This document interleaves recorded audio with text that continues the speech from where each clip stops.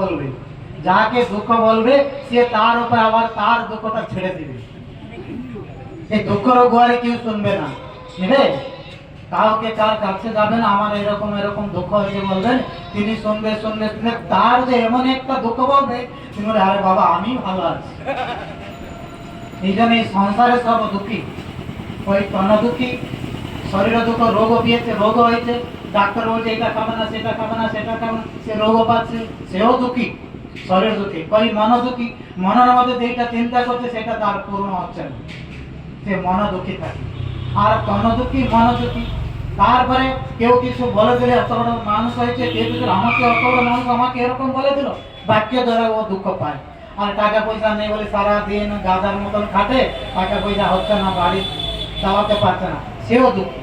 কই তন দুঃখী, কই মন দুঃখী, কই ধন বিতন ধন বিনা রহত উদাস, थोड़े थोड़े सब दुखी, सुखी श्याम का एक दास।